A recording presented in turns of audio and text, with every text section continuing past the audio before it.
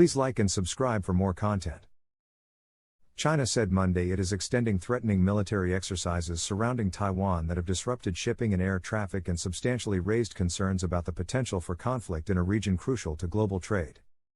The announcement increases uncertainty in the crisis that developed last week with U.S. House Speaker Nancy Pelosi's visit to Taiwan.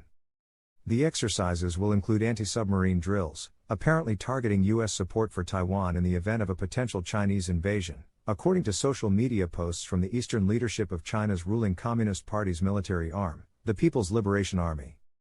China claims Taiwan as its own territory, and its leader, Xi Jinping, has focused on bringing the self-governing island democracy under the mainland's control, by force if necessary. The two sides split in 1949 after a civil war, but Beijing considers visits to Taiwan by foreign officials as recognizing its sovereignty. Xi is seeking a third term as Communist Party leader later this year. His control over the armed forces and what he has defined as China's core interests, including Taiwan, territorial claims in the South China Sea and historic adversary Japan, are key to maintaining his nationalist credentials.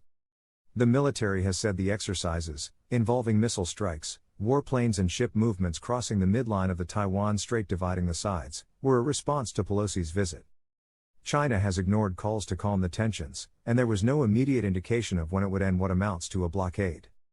On Monday, Chinese Foreign Ministry spokesperson Wang Wenbin said China would firmly safeguard China's sovereignty and territorial integrity, resolutely deter the U.S. from containing China with the Taiwan issue, and resolutely shadow the Taiwan authorities' illusion of relying on the U.S. for independence. China's slowing economic growth, which has reduced options among migrant workers as well as college graduates, has raised the specter of social unrest. The party has maintained its power through total control of the press and social media, along with suppression of political opponents, independent lawyers and activists working on issues from online free speech to LGBTQ rights. China doesn't allow public opinion polls, and popular opinion is hard to judge.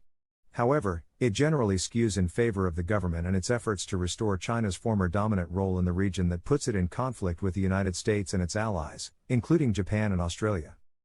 Taiwan's defense ministry said Sunday it detected a total of 66 aircraft and 14 warships conducting the naval and air exercises. The island has responded by putting its military on alert and deploying ships, planes and other assets to monitor Chinese aircraft, ships and drones that are simulating attacks on the island of Taiwan and our ships at sea. Meanwhile, Taiwan's official central news agency reported that Taiwan's army will conduct live-fire artillery drills in southern Pingtung County on Tuesday and Thursday, in response to the Chinese exercises. The drills will include snipers, combat vehicles, armored vehicles as well as attack helicopters, said the report, which cited an anonymous source. Taiwan President Tsai Ing-wen has called on the international community to support democratic Taiwan and halt any escalation of the regional security situation. The Group of Seven industrialized nations has also criticized China's actions, prompting Beijing to cancel a meeting between Foreign Minister Wang Yi and his Japanese counterpart, Yoshimasa Hayashi. China has cut off defense and climate talks with the U.S. and imposed sanctions on Pelosi in retaliation for her visit.